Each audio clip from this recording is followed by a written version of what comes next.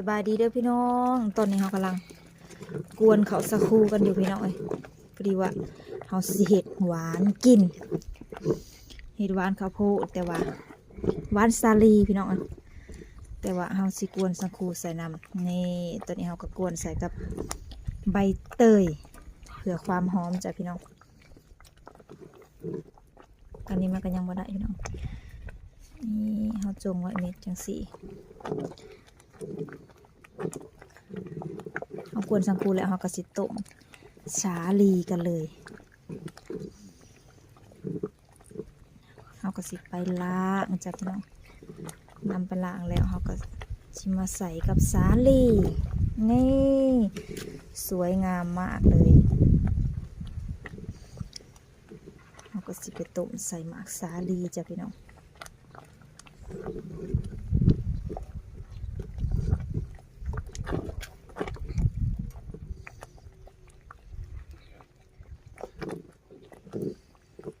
นี่ตอนนี้มันก็ได้เริ่มได้แล้วพี่น้องนี่ดินี่เราสิจงไว้ขาวๆแบบนี้ให้มันเบิ่งงามให้ได้พี่น้องให้มันดูดีให้มันเป็นสีงามเลยเด้เราก็ใส่กวนกันเราก็สีนำไปล้างพี่น้องเอาไปผ่านหมักสาลีกันต่อเลยตอนนี้เราก็สีนำเอาไปล้าง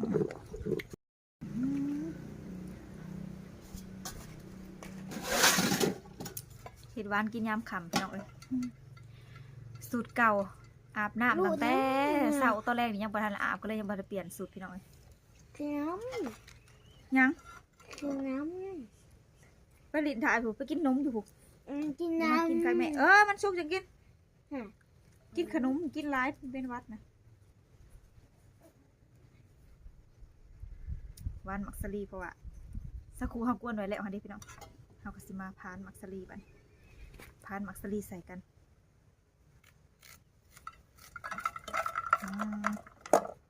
มักสลีก็อ่อนพอดีเลยพอดีสิมาพานใส่หวานนะเด็ก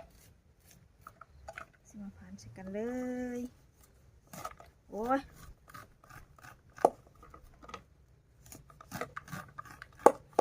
คืออยากตอนขำกระจัดตอนขำเลยพี่น้องอยากตอนใดก็กินตอนนั้นจังแซ่บ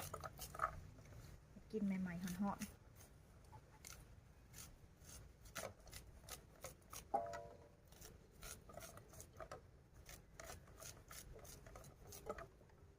ว้าจะเป็นพงแทน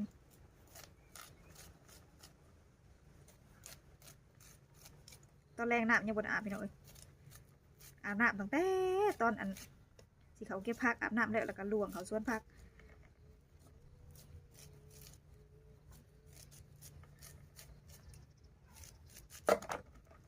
ตอนแรกนี่ยังบ่อาบคือสีเด็กสามเก่า2 ทุ่ม 3 ทุ่มอาบแต่ละมื้อพี่น้องผักใหญ่จังเลยผักยาวมากมาเด้อจ้าพี่น้องกินน้ำกรั่นน้องมาจะทำหวานสลีข้าวโพดละสันหวานมักสลีแล้วก็สาคูใส่กันพี่น้อง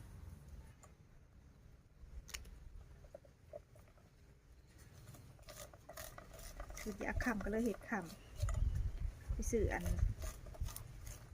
กะทิกับน้ำตาลมาวางคำเนี่ย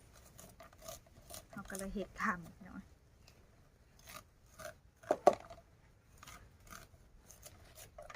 เอาวะเฮียนะก็ถ้วยหนึ่งเลยเฮียแท้เฮียว่ะเฮียเข้าไป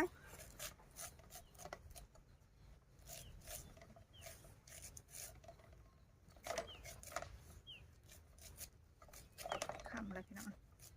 วันนี้คือบทลมปันใด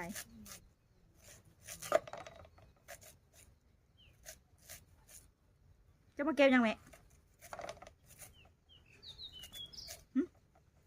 มาเก็บยังขำเด็กยังโอ้ยมันยังบ่ทันได้นานใหญ่กันสิหวานนะได้ ดีใส่แล้วจ้ะพี่น้องใส่กับสาคูเอากระสีกวนไปเรื่อยๆให้มักสลีมันสุกก่อนให้มักสลีมันสุกแล้วก็ใส่น้ำตาลเราจะคนไปเรื่อยๆพี่น้องมันได้กลิ่นหอมแล้วเราก็ใส่น้ำตาลใส่กะทินี่ตัวสาลีพันน้ำผึ้งนะคะย่อย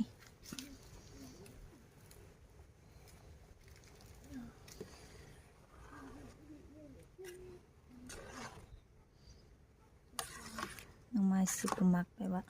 ใช้น้ำลายนะนอนไม้มักต่อนมาสั่นมักเข้มข้นฮะดิพี่น้องให้มันเป็นอ้วยลวยนะให้มันพอดีสมน้ำสมเนื้อนะใส่น้ำตาล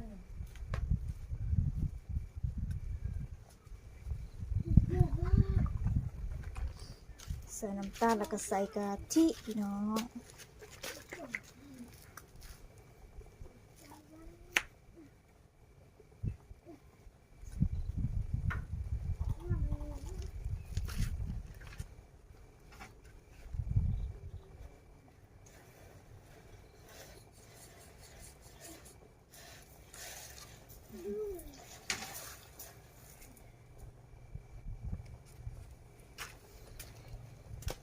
ว่าสิกวนอันว่าสิต้มในถั่วใส่แต่ว่ามันคำแหละพี่น้องมันคำแหละก็เลยเห็ดแบบไวๆ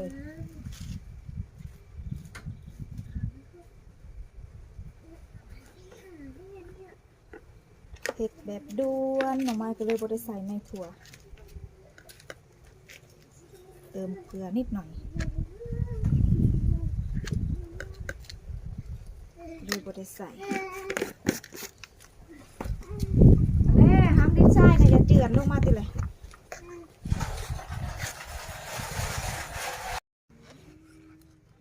ตอนนี้เขาก็หอดขั้นตอนกันแล้วจ้ะพี่น้องอายตวดในหวานสาลีสาคูเข้ากันมาซิมกันมาเด้อทุกคนอากาศหนาวๆต้องกินฮ้อนๆพี่น้องอากาศเย็นๆแบบนี้ต้องชิม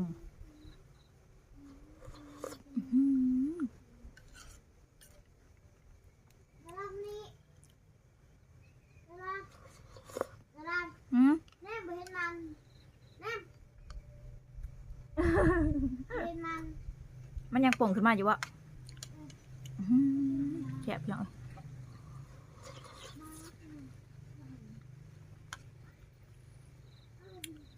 มาเด้อทุกคน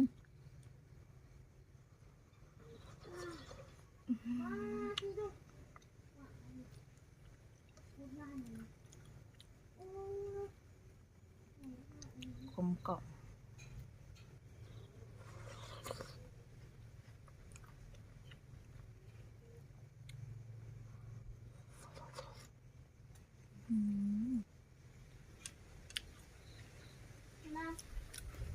โอเคเราจะพี่น้องน้องมาขอจบคลิปไว้สำหรับสักก่อนเด้อพี่น้องเด้อ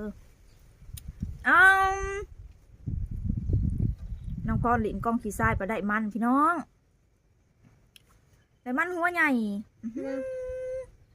โอเคจ้ะพี่น้องพอกันใหม่คลิปหน้าเด้อสบายดีจ้า